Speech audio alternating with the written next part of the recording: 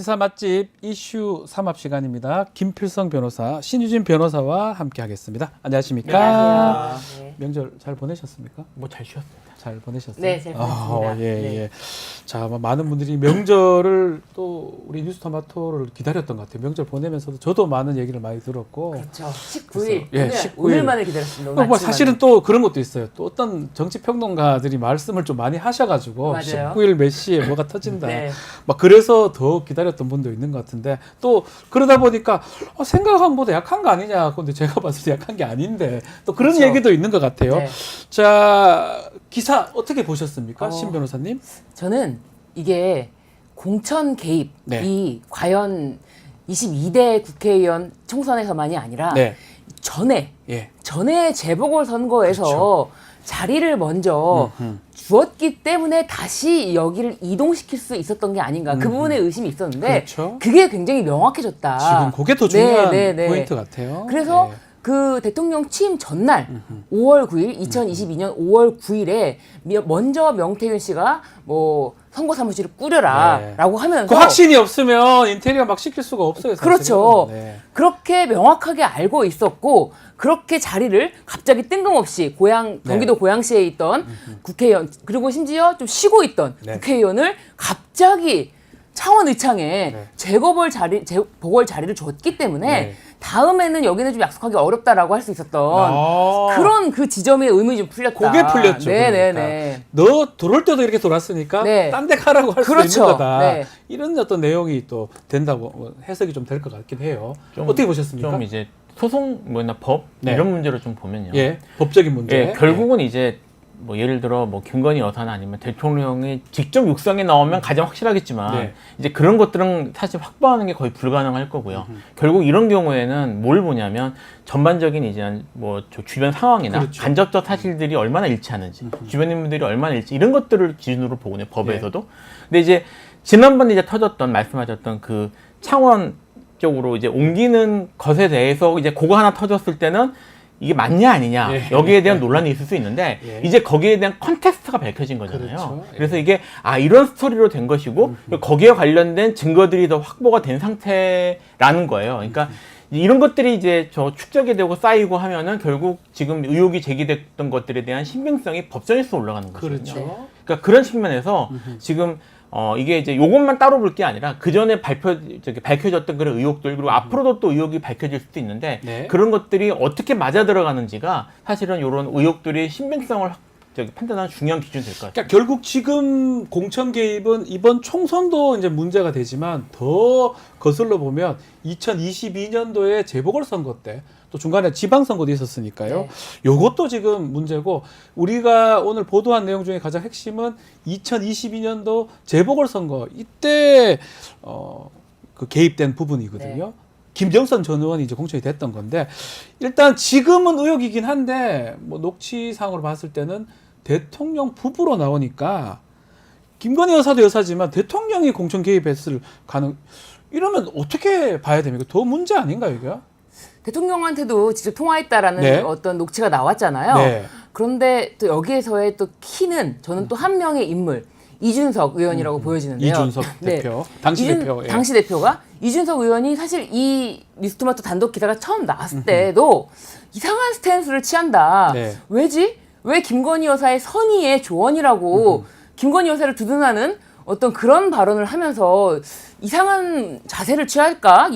이상하다라고 했는데 그 의혹도 이번 후속 보도에서 좀 풀렸다라는 네. 생각이 드는 게 2022년도 재보궐선거 때 그때 당대표는 누가 뭐래도 이준석 대표였죠. 의원입니다. 의원이죠. 네. 그렇기 때문에 당시 당대표로서 네. 그렇게 재보궐의 이 공천 개입에 자신은 몰랐다. 윤상현 의원이 그때 공천관리위원장이다. 공관위원장이다. 라고 하는데 네. 그런 모습들. 그러니까 그렇기 때문에 이게 이제 후속적으로 이제 개혁신당으로 창당을 했을 때 나와서 우리가 이걸 터뜨릴 테니까 개혁신당에 비례를 줘라 안 줘라 이렇게 얘기를 했는데 최종적으로 이준석 의원이 지난 재보궐에 얼만큼 뭐 개입된 거 이런 것까지가 드러나는지 그렇죠. 그런 것도 중요하거든요. 네. 그렇기 때문에 이준석 의원이 더 여기 대해서 이야기하기가 어려운 부분이 있어서 먼저 빠지고 그 다음에 이제 뭐 A 의원이라고 하죠. 뭐 네. C 의원 같은데요. 네, 이니셜 상으로는 C 의원이 남아서 뭐 3, 4일 동안 거기서 계속 이제 계속 뭐 기사도 초안도 작성하고 하면서 논의를 했다. 그러면서 최종적으로는 뭐가 논의가 안 맞았는데 그 부분이 그 직전 이 공천 개입이라고 할 거면 여기까지만 터뜨릴 것이냐 아니면 그 전 거도 우리가 이것도 있지 않냐 이렇게 할 것이냐 그런 조율이 좀 어렵지 않았나 네. 그런 추측이 됩니다 저는. 자, 지금 결국 명태균 씨라는 사람인데요. 이 사람이 재보궐선거 때도 개입이 됐고 2022년도, 2024년도 이번 총선 때도 개입이 돼 있었고 뭐 등등이 이제 그를 확인해주는 어떤 녹취록이 지금 공개가 된 상황입니다. 근데 문제는 지난번에도 그렇게 얘기했지만 대통령실에서는 뭐 지 혼자 명태균 혼자서 저렇게 떠드는 거다라고 또 이렇게 그냥 또 국민의힘이나 그렇게 넘어갈 가능성도 있을까요? 그렇게 넘어가야죠. 그죠?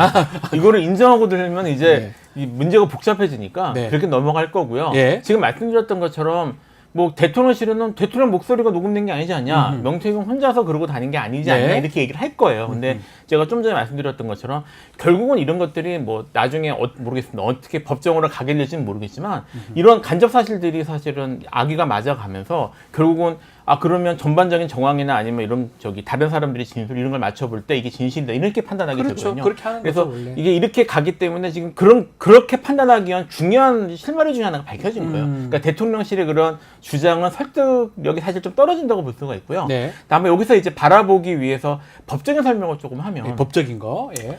일단 이게 이제 대통령이 개입했다는 게 중요한 이유 중에 하나가 뭐냐면 이게 이제 잘 아시겠지만 박근혜 대통령에서 문제가 됐기 때문이에요. 그러니까 박근혜 대통령이 그 당내 경선에 관여했다는 이유 때문에 2년형을 2년형 받았거든요. 받았어요. 그래서 예. 이게 지금 그리고 잘 아시겠지만 그거를 담당했던 주요 인물 중 하나가 지금 대통령 아니시겠습니까? 네. 임성환 아니 그 처벌했던. 네, 처벌했던, 관련했던 처벌에 관련. 그래서 법리는 잘 아실 거예요. 법리는 잘 아실 텐데 이제 중요한 건 뭐냐면 이게 이제 사실 터진 날짜가 통화했던 날짜가 취임 바로 전에 통화한 그렇죠. 거거든요. 5월 9일 날 했어요. 취임 전날에. 네, 취임 전날에 했어요. 근데 이제 지금 관련 법이나 이런 것들을 보면 이게 뭐 예를 들어 뭐 노무현 대통령 탄핵 케이스나 이런 것들을 보면 취임할 때부터 공무원으로 보는 것 같아요. 맞죠. 예, 그렇죠. 맞잖아요. 그게 맞잖아요. 예, 그게 맞으니까 사실 오늘 터진 거 가지고 직접 연결될 수 없는 건 맞는데요. 맞는데, 근데 요 한 가지 더 눈여겨볼 게 있습니다. 이게 이제 탄핵하고 비교를 하면서 잘 얘기 안 나오는 것 중에 하나인데, 그 헌재에서 말하는 탄핵 사유하고요. 네. 그 다음에 박근혜 전 대통령에 대한 유죄 사유하고 조금 구조가 다릅니다. 다른데, 그 탄핵 사유는 뭐에 초점이 가 있냐면, 비선 실세의 개입에 네. 초점이 가 있어요. 예. 그러니까 정말 뭐 여기는 공무원 임명에 관한 내용이 들어 있습니다. 그러니까 공무원을 임명하고 이제 임면하는 과정에 비선 실세가 그러니까 권한 없는 자가 대통령을 통해서 개입했다. 네. 그리고 나아가 그걸 통해서 이익을 얻으려 했다. 이런 것들이 중요한 사유로 적시가 돼 있어요. 네. 보시면 나오고 있는데 이거는 사실은 거기에 그대로 맞습니다. 네. 그러니까 명태균이라는 사람도 그렇고요. 사실은 김건희 여사도 여기서 자유롭지 못해요. 그러니까 이게 지금 이거 아마 대통령실에서는 이게 이런 얘기가 나올 수 있어요. 제가 지금 말씀드린 것처럼 네. 임기 전이다, 취임 전이다 얘기가 나올 수 있는데 이것이 법적인 면을 떠나서 사실은 박근혜 대통령을 탄핵한 주요 사유가 탄핵의 주요 사유가 됐던 거잖아요. 예, 이게. 됐던 것들이에요. 예. 그래서 그렇게 물려나가는 것이라서 사실 대통령실에서 이거를 안이하게 대응하는 건 좀 위험할 것 같아요. 그렇죠. 지금 결국은 뭐 아직까지는 어떻게 대응할지는 모르겠지만 좀 더 많은 또 보도들도 있을 것 같고요. 또 뭐 일각에서는 다른 또 내용을 보도할 수도 있다라는 얘기도 있으면 저희도 뭐 네. 후속 보도가 나올 것 같기도 하고요. 다른 내용의 또 녹취록이 있다. 나올 수도 있겠죠. 네. 네. 이것도 곧 터진다라고 하는데 그 정도로 네. 이게 한 명이 아니라는 아니라는 거죠. 대통령 취임 전부터 취임 전날 네. 5월 9일부터 이 명태균이라는 사람은 바로 김영선 재보궐의 공천을 확실히 했거든요. 네, 확실히 네. 알았거든요. 알았죠. 지금 보면. 취임 전부터 일어난 일련의 행동들인데 단 한 명이었을까? 그렇게 생각이 안 드는 거죠. 딱 오로지 김영선 전 의원만 김건희 여사와의 뭐 어떤 명태균 씨와의 어떤 그런 게 아니다. 이거는 지금부터 여러 가지 개입설이 나올 수 있다라는 건데요. 참 여기서 네. 저는 그런 말씀을 드리고 싶어요. 지난번에도 말씀드렸지만 그 이순재 여사에 대해서는 육사 위의 미용사라는 이야기가 있었는데 네. 이거는 그보다 더하다. 육사 위의 미용사라는 대통령 네. 부인의 평가보다 이거는 더 원천적인 힘이 근원이 있다. 왜냐하면 이준석 의원이 또 이런 이야기를 했어요. 자신이 여성 대통령을 2명 만들었다. 여성 대통령을 2명 만들었다. 결과는 좋지 않았다. 한 명 또 있나요? 한 명은 다른- 현재 이준석 의원이 얘기를 이준석 했습니까? 의원이 그렇게 이야기를 했어요. 그래서 현재를 이야기하는 것 같은데 결과는 둘 다 좋지 않았다라고 이야기를 하면서 그러니까 육사의 미용사가 아니라 이거는 윤석열 대통령 위에 상황이 존재한다. 예. 지금 이 공천 개입 의혹이 이대로 끝날 것 같지는 않습니다. 뭐 뉴스토마토가 뭐 레거시 우리 미디어라 하기는 어렵지만 이게 지난번에 보도도 됐을 때 많이 받았지만 많은 언론에서 이걸 받을 수밖에 없는 상황으로 보이고 이게 더 커지고 또 계속 후속 취재를 할 거 아닙니까? 당사자들한테 가서 그렇게 된다 그러면 국민의힘이 이 공천 개입 의혹 때문에 분열되거나 좀 내부에 문제가 생길 가능성도 있을까요? 저는 일단 아직까지는 쉽지 네. 않을 것 같아요. 이게 사실 탄핵을 경험했잖아요. 네. 탄핵이 벌어졌을 경우에 국민의힘이 만약 탄핵 국민이 정말 정면으로 이제 왔을 경우에 국민의힘이 어느 정도로 괴멸적 타격을 받는지는 본인들이 경험을 해봤을 겁니다. 그렇죠. 지금 아직 그 임기 반환점은 안 넘은 상태란 말이에요. 이 상태에서 이걸 그러니까 국민의힘이 뭐 내분을 일으킨다거나 사분오열 한다거나 또는 이렇게 될 경우에는 다 같이 죽는다는 위기감이 아마 있을 것 같습니다. 그래서 네. 현 단계에서는 아직은 그건 기대하기 어려울 것 같긴 합니다만 이게 어쨌든 이게 조금씩 이제 균열이 있긴 있는 거잖아요. 네. 이거 터졌다는 것도 자체도 그렇고 지금 이제 이준석 대표 말씀도 하셨는데 네.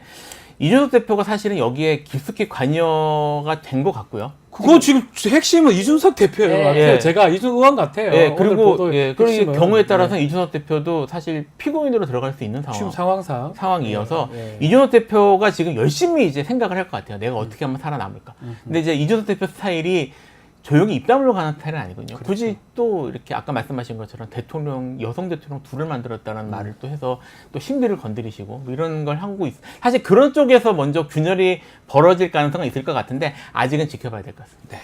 심지어 국민의힘에서는 네. 분열 가능성에 대해서 이런 이야기도 있어요. 이준석 다시 들어와야 된다. 복당해야 된다. 뭐 이런 이야기를 하고 있어요. 이게 어떻게 복당이냐 이제 그런 입장인데 네. 이준석 의원 같은 경우는 지금 이 상황을 자신에게 유리한 쪽으로 어떻게든 유리한 쪽으로 끌고 가면서 대통령과 각을 세우는 모습은 계속 보여주되 김건희 여사는 건드릴 수가 없는 거죠. 네. 건드릴 수가 없다라는 부분을 스스로 인정한 거예요. 여성 대통령이라고 했잖아요. 네. 건드릴 수가 없는 부분은 건드리지 않고 자신이 어떻게 국민의힘을 다시 들어갈 수 있는가에 대한 사실 그 지금 계산이 바쁘게 돌아가지 않을까. 어쩌면 취재의 1순위는 앞으로 이준석 의원이 아닌가 생각도 들어요. 그러니까 이준석 의원이 가장 세법이 복잡할 거예요. 네. 지금 말씀드린 것처럼 본인이 피고인도 될 수 있지만 어쨌든 키도 갖고 있고 키도 갖고 그리고 있고. 지금 국민의힘하고 이게 어쨌든 다른 당의 사실상 대표잖아요. 네. 그러니까 이제 다른 국민의힘하고 셈법도 다를 것이고 본인이 이제 이 앞으로의 전국에서 가장 이제 중요한 다시 인물이 되는 게 목표일 텐데 그렇죠. 그러기 위해선 정치적으로 어떻게 해야 될 것인가에 셈법이 매우 복잡할 텐데 뭐 제가 이제 뭐 정치인이 아니긴 합니다만 제가 말씀을 좀 조심스럽게 드리면 이준석 대표는 조심하시는 게 먼저일 것 같습니다. 예, 조심하는 게 낫다. 네. 벌써 오늘 아침에 이제 SNS 네. 글을 쓰긴 썼더라고요. 뉴스토마토 기사 나오자마자. 자, 지켜보기로 하고 지금 또 문제가 되는 게 법들입니다. 특검법들도 있고 오늘 본회의가 지금 열릴 가능성이 있는데 특검법이 처리가 될 가능성이 높겠죠. 김건희 여사 예. 특검법이라든지 등등 지금 많은 법들이 높아 보이기도 해요. 처리될 가능성이. 그렇습니다. 다만 뭐 처리가 된다고 하더라도 이게 사실은 필리버스터도 있는 거고 아마 의사에 참여 안 할 수도 있어요. 여당 입장에서. 또 중요한 거는 격돌을 하고 나서 통과가 되면 대통령실에서 거부권 행사 부분까지 어떻게 보십니까? 이미 이거는 이제 12일에 본회의 상정하겠다라는 민주당의 어떤 그런 의사가 있었는데 그것은 이제 국회의장이 19일로 연기한 네. 거 아닙니까? 네. 그렇기 때문에 더 이상 미룰 수는 없다. 사실 그렇게 이제 의사 일정 자체를 미루는 것이 국민의 뜻에 맞는가? 추석 동안에 민심이 과연 더 이상 두고 보고 지켜보자, 그냥 좀 두자라는 민심인가? 네. 대통령 지지율이 지금 갤럽 기준으로 20%예요. 20.0입니다. 20%, 예. 지금 10%를 목전에 두고 있어요. 그런 상황에서 더 이상 미룰 수도 없고 이거는 국민들을 더 이상 뭐 이런 김건희 특검법이라든지 최혜병 특검법이라든지 이런 것에 대해서 미루는 것은 국민을 무시하는 처사가 되기 때문에 이거는 하루빨리 조속히 처리할 수밖에 없고 그리고 최혜병 특검법 같은 경우는 더 이상 명분이 없지 않습니까? 네. 제3자 추천 특검까지 받아주었는데 계속 미룬다? 핑계를 댄다? 이거는 국민들에게 더 안 좋은 모습만 비춰줄 수가 있다. 이것이 지금 국민들의 목소리라는 거를 여당도 모르지 않고 또 이런 지금 공천 개입 이렇게 깊숙이 개입한 거 여사한테 직접 전화가 왔다라는 네. 사실을 발표되기 전날 다 전날 알았어요. 이 명태균이라는 사람은. 그런 것까지 다 보도가 됐는데 언제까지 우리가 대통령실 수호자로 남을 것이냐. 국회의원은요. 헌법을 수호해야 되지 대통령실을 수호하면 안 됩니다. 아하. 저 국민의힘 말씀대로 막을 수 있을까요? 국민의힘을 저는 막으려고 할 것 같아요. 막을 것이다. 막으려고 네. 할 것 같아요. 네. 이게 이제 지금 결국은 어쨌든 이게 저기 현재 거부권 이전이니까 지금 이제 통과하는 거는 이제 물론 통과가 될 것 같긴 합니다만 네. 현재적 국민의힘이 저는 그 이게 지금 예를 들어 정말 특검이 통과가 돼서 저기 이 특검이 시작이 되면 어떤 일이 벌어질지 모르거든요. 네. 뭐가 나올지 모르기 때문에 국민의힘은 현재로서는 이제 막으려고 할 것 같고요. 네. 물론 이제 그 막는 정도나 이런 것들이 여론 눈치를 좀 보긴 하겠지만 국민의힘이 협조할 가능성은 높지 않을 것 같습니다. 제가 지금 아까 말씀드렸던 것처럼 지금 앞으로 이제 진행되는 상황 이것 때문에 벌어질 상황이 있어서 당분간은 적어도 국민의힘이 뭐 이렇게 사보 노연을 하거나 아니면 대통령실하고 맞설 가능성은 현재 높지 않을 것 같고요. 네.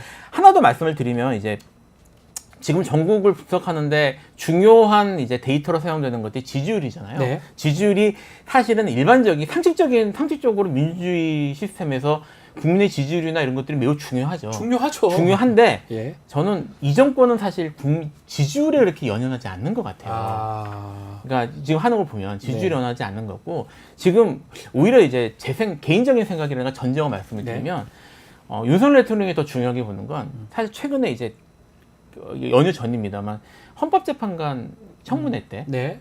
건국절 관련해서 이 헌법에 대해 물어보니까 후보자가 17초간 침묵한 일이 있었어요. 네. 맞아요. 그래서 제가 이 이야기를 왜 하냐면 기억하시는 분들 많이 계시겠지만 제가 갑자기 이 이야기를 왜 꺼내냐면 이게 헌법의 명문으로 있는 내용이잖아요. 4.19의 관계 다음에 3.1 저기 전문에 있어요. 전문에 있는 내용 아닙니까? 헌법재판관이 그걸 뭐 네, 후보자가 헌법재판관이 공개된 자리에서 국회의원이 청문회 자리에서 물어봤는데 네. 대답을 못했단 말이에요. 네.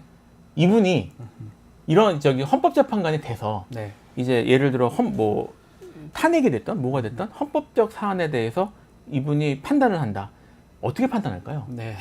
그러니까 지금 사실은 결국은 이게 지지율이 얼마가 되든 이거를 수사를 하는 건 검찰이 수사를 해야 되고 그래서 증거 수집한 다음에 탄핵이 된다면 헌법재판관소에서 할 텐데 그렇죠. 거기서 다 막힐 거라는 기대가 있을 거야 아마. 그런 게 있는 것 같아요. 예. 그러니까 사실은 그게 안전하면 그게 걱정이 안 되면 지지율이 0이 나와도 걱정할 게 없습니다. 예, 예. 거기서 탄핵될 일이 없는 거잖아요. 예, 없는 사실은 그래서 근데 거기에 대한 관심이 더 많으신 것 같아요 지금 하는 걸 봐서. 그래서 저는 별로 흔들릴 것 같지 않다. 아하. 9인 중에 6인 재판관이 탄핵을 찬성을 해야지만이 탄핵이 되는데 6인 지금 보는 거 봤을 때는 6인이 뭡니까? 네. 뭐 그때 박근혜 전 대통령 때는 전원 찬성을 네. 하긴 했었지만 좀 쉽지 않을 것이다라고 네. 그래서 그걸 믿고 있는 것 같다라는 게 개인 의견이에요. 그렇죠. 그렇죠. 네. 그렇기 때문에 사실 뭐 헌법재판관들의 어떤 판단이 지금 몇 번 있었지 않습니까? 네. 지금 그러니까 새로 임명될 헌법재판관에 대한 기대도 뭐 없다고 봐야죠. 네. 어떻게 헌법에 있는 내용 자체를 말 그리고 못합니까? 다 헌법 공부를 했지만 헌법 전문에 나온 거고 예전에 암기도 했지 않습니까? 네, 그렇습니다. 헌법 전문을 외워야지만 외워야지. 객관식 시험을 사법시험 1차 시험을 칠 수 치를 수가 있었는데 있었는데. 그거를 말 못할 정도의 네. 재판관이라면 국민의 신뢰를 받을 수 있겠습니까? 네. 그런데 저는 그런 생각이 듭니다. 이제 더 이상 국민들이 사실은 국민들이 다시 탄핵을 겪는다 안 겪는다를 떠나서 제발 그만 좀 정신 차리고 조금이라도 정상적인 모습을 보이고 야당과 대화를 하고 네. 정말 국정 기조를 바꾸라는 이야기, 이 이야기가 정말 마지막 보루다. 그래서 국민들이 최종적으로는 사실 지난번 탄핵 때도 국민들이 결정을 내린 거나 마찬가지라고 저는 생각합니다. 그렇죠. 헌법재판관들이 차마 국민들의 목소리를 더 이상은 무시할 수가 없는 지경에 이르렀기 때문에 그런 결정을 내릴 수 있었던 것인데 네. 뭐 지금 현 정부가 뭐 탄핵되기를 바라는 마음보다는 어떻게든 제대로 조금이라도 정상적으로 돌아가서 이 전국을 좀 이 혼란을 멈춰주길, 이 의료 대란을 멈춰주길 일단은 그것부터 시작해야 되는 거 아닙니까? 아하. 그래서 이런 위중한 상황이라는 거 인식부터 좀 제대로 하시기를 정말 강력하게 촉구드립니다. 이거 하나만 좀 짚어보죠. 홍준표 시장이 사실은 이제껏 윤석열 대통령 편을 좀 많이 들어줬던 것 같은데 이번에는 김건희 여사 행보를 좀 지적을 좀 하는 것 같습니다. 여권 내 이러한 움직임, 홍준표 시장이 사실은 어쩌면 좀 바로미터 같기도 하고요. 뭔가 이걸 막지 않으면 안 된다라는 걸 느끼셔서 그런 건가요? 홍준표 저기 시장이죠. 시장 네, 현재 대구 시장이요. 대구 시장이시죠. 네. 홍준표 시장은 기본적으로 이제 차기를 노리시는 분이잖아요. 그러니까 이제 저는 이분이 이런 행보들이 최근에 계속 보였던 행보들이 차기를 노리는 행보라고 생각을 하는데 네, 네. 지금 김건희 여사 때문에 정말 문제가 돼서 정말 뭐 탄핵이 정말 뭐 이슈에 떠오르고 소변을 떠오르고 이렇게 뭐 이렇게 논란이 되는 것 자체가 그 홍준표 시장이 다음 대권에 저기 도전하는데 문제가 됩니다. 네. 그러니까 자기가 만약 이런 뭐 결국은 뭐 이게 이런저런 절차를 거쳐가지고 후보가 된다고 하더라도 그런 상황에서 대선이 닥치면 사실 승리하기 어렵잖아요. 그러니까 저기 홍준표 시장은 그런 자기의 이제 차기 대권에 대한 방향이나 이런 것들을 사실 염두에서 하는 모습이라고 저는 생각을 하고요. 네. 그런 측면에서 김건희 여사에 대해서 좀 조심해라. 그리고 이게 정권이 이렇게 하면 안 된다라는 목소리를 내는 거는 그런 측면에서 이해할 수 있을 것 같아요. 네, 그렇게 이해를 좀 해야 된다. 어쨌든 간에 김건희 여사 얘기 이거는 우리 뉴스토마토 이 기사하고도 연관성이 있는 것 같습니다. 김건희 여사가 공천에 개입된 부분이기 때문에 앞으로 정치권에 불어올 파장이 만만치 않을 것 같긴 해요. 그렇죠. 네. 지금 말씀하신 것처럼 뭐 홍준표 시장도 비록 자기 정치를 하는 분이지만 네. 자신의 그 정치 입지 이런 것 때문에 하는 발언이겠지만 더 이상 누가 이런 것에 대해서 자신의 뭐 앞으로의 미래라든지 대한민국을 걱정하는 사람이라면 누가 김건희 여사의 지금 보여주는 이런 행보에 과연 찬성할 수 있겠습니까? 네. 알겠습니다. 앞으로 어떤 부분을 좀 지켜보면 좋을까요? 뭐 일단은 오늘 내일 가장 짧은 시간 네. 내로는 뭘 봐야 될 거 아니냐면 네. 레거시 언론이라고 부르는 기성 언론들이 어떻게 받았느냐가 제일 중요할 것 같아요. 예. 저는 사실 그동안 최근에 이번 정권에 이제 언론들이 반응이나 이런 것들이 불만 많으신 분 많을 텐데 네. 이런 여기에 대해서 후속 보도나 취재가 어떻게 이루어지는지 그냥 뉴스토마토에 전화해서 어떻게 된 건지 물어만 봐서 받아 쓰는 것만 할지 아니면 더 추구할지 이걸 봐야 될 것 같고요. 네. 이후에 이제 그 국민의힘이 어떻게 반응할지 이런 것들을 좀 봐야 될 것 같습니다. 그리고 민주당 기준에서는요, 지금 제 생각입니다만 이게 계속 정치적 이슈가 터지고는 있는데 어쨌든 국민들은 기본적으로 민생 이슈에 관심이 있단 말입니다. 그렇죠. 지금 말씀하셨던 뭐 지금 의료 대란이라든지 네. 아니면 현재 지금 뭐 내수 상황에 이런 것들에 관심이 있거든요. 이런 것들을 어떻게 균형을 잡아서 정치적으로 균형을 잡아갈지가 중요한 이슈일 것 같거든요. 그런 것들을 좀 지켜보는 게 맞을 것 같아요. 알겠습니다. 자, 오늘 두 분 말씀은 여기까지 듣겠습니다. 신유진, 김필성 변호사와 함께했습니다. 감사합니다. 감사합니다.